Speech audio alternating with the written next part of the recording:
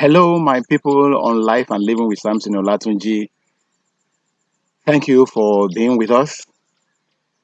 Are you asking what we have for discussion today? Let me start by telling you about a man I used to know in my college days. I will simply call the man Mr. A. Mr. A was notorious for being unkind and untrusting. Sometimes his hope of graduating along with his colleagues, his mates, was terribly threatened because he missed a piece of vital information. Especially, nobody seemed to sympathize with him. Many people felt the misfortune served him right, unanimously noting that he could not get along with more than only two of their about 300 classmates. Guess what? Mr. A confirmed to me that the two guys were his only trusted friends. My interaction with the two guys showed that neither of them saw him as trustworthy. They simply decided to accommodate his lack of capacity to trust others and his untrustworthiness. They were sure that he didn't trust them. They simply accepted him just as he was. I also had the rare privilege of interacting with Mr. A at a somehow deep level, and what I deduced was that his inability to trust was caused significantly by his phobia for vulnerability. He had suffered what he considered too many bouts of betrayals from people. That was over 30 years ago. But has anything changed since then? Definitely, things have become much worse and people much more dangerous and untrustworthy. Loved ones are still being unmasked and found hateful. Trusted allies are still being exposed as sweet talking bloody liars. Every minute, it is being discovered that behind a lovely smile can be the most sinister sneer imaginable. A kiss combined with a warm embrace may be covering subtle betrayal more devilish than that of Judas Iscariot in both style and intent. So, we are considering today what is themed trust, betrayal, and personal safety, striking a balance. Stay tuned. Remember to subscribe to this channel, kindly share the video with loved ones, and help our understanding of this topic with your comments and experience.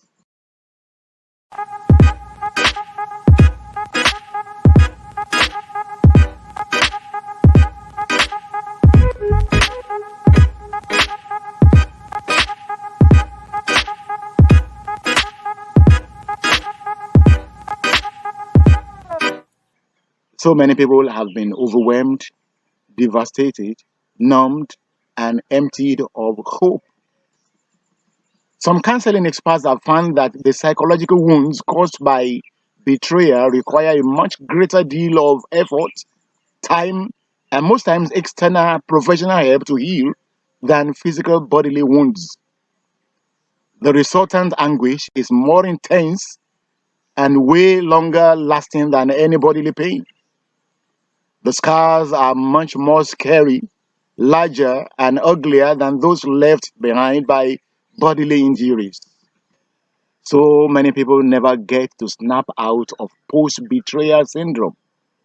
Perhaps the realization that the betrayed was an active participant and contributor to the betrayal drama intensifies the agony. Come to think of it, it is impossible for someone you have no modicum of interest or trust in to betray you. You provided the platform for the betrayer, so you seem unable to stop beating yourself up for the miscalculation. It has also been found that it is somehow easier to get over the grief of bereavement than overcoming post betrayal trauma. Death is a natural and most times uncontrollable event, but betrayal is not. It is mostly intentional, and the bearer of the consequences could have prevented it. The betrayed must have ignored some warning signals before the actual act of betrayal was perpetrated.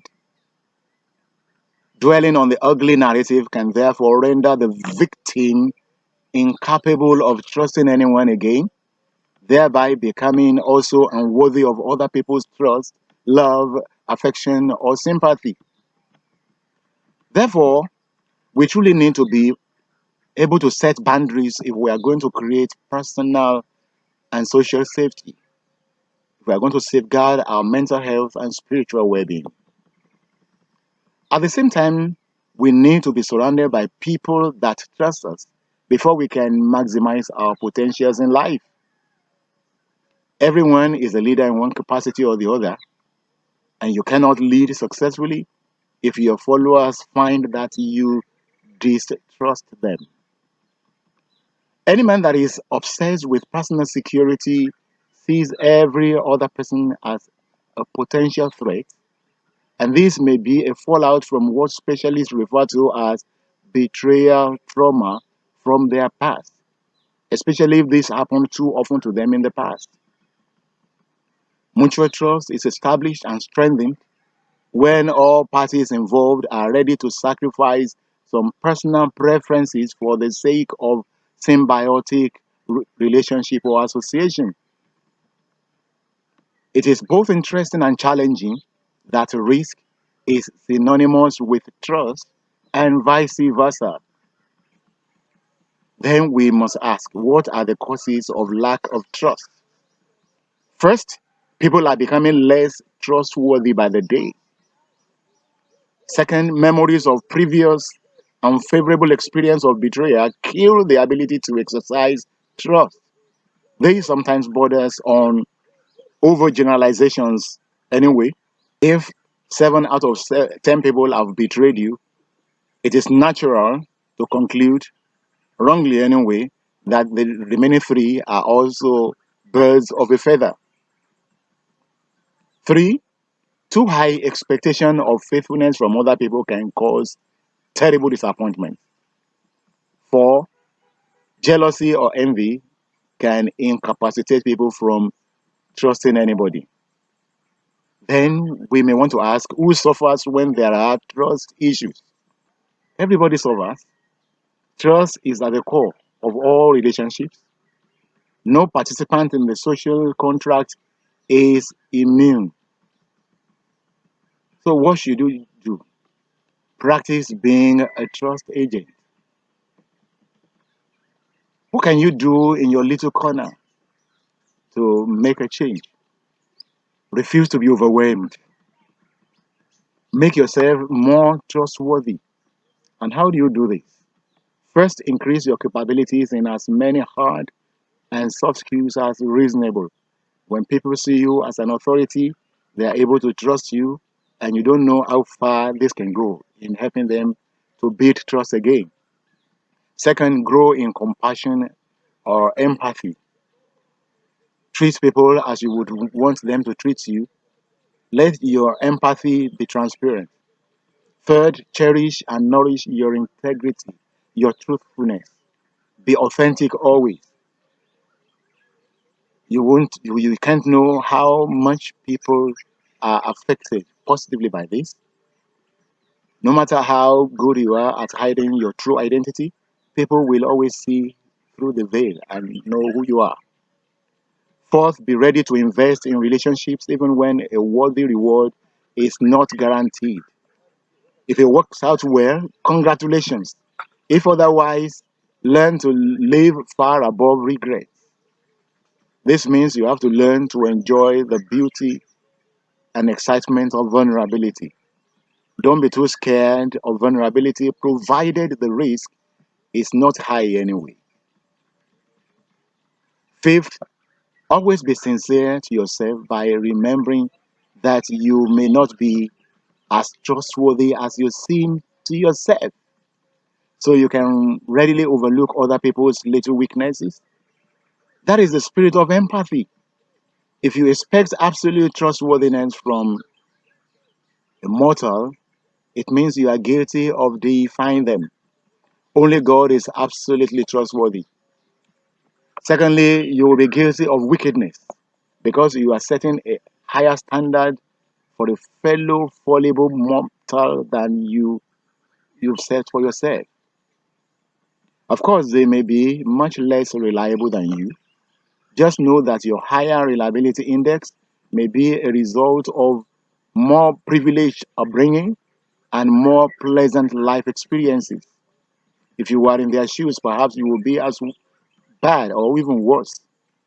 Six, help them to be authentic around you. Help people to be authentic around you. Accept them just the way they are. Don't try to force them to change their die-hard negative attitudes and habits.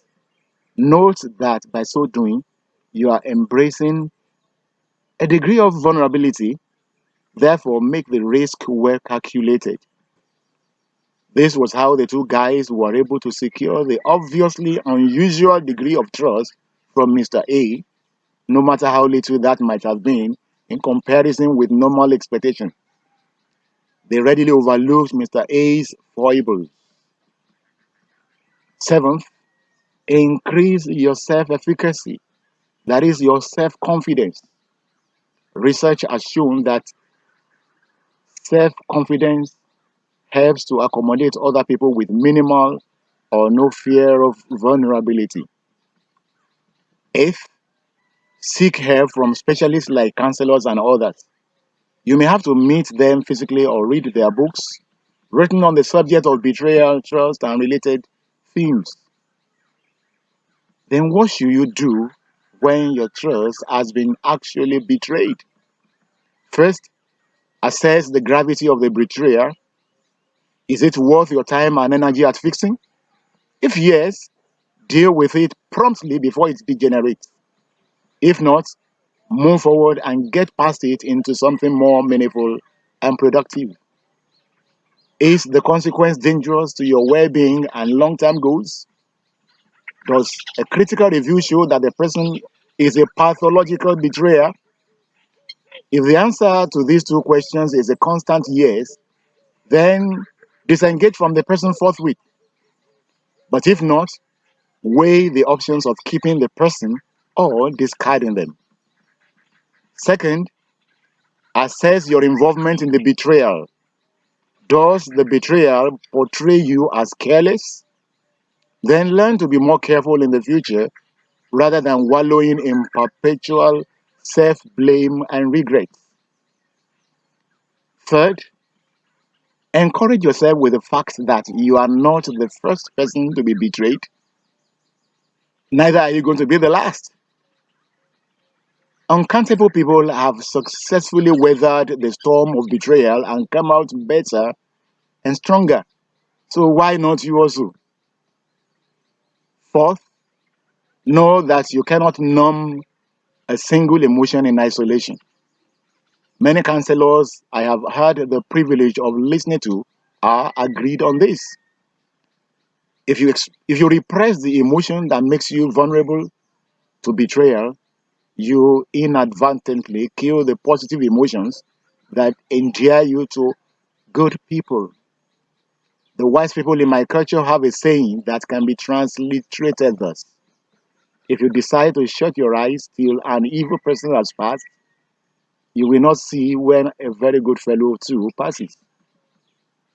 Last but not the least, even when someone has proved untrustworthy, don't rub these ugly facts into their skin. Don't be too quick to openly show your distrust. This is not asking you to be dishonest like them and with them anyway. Be careful not to fall into their trap, but don't crucify them for their untrustworthiness. Perhaps if you were in their shoes, you would have done worse. Thank you very much. Samson Latunji, Life and Living.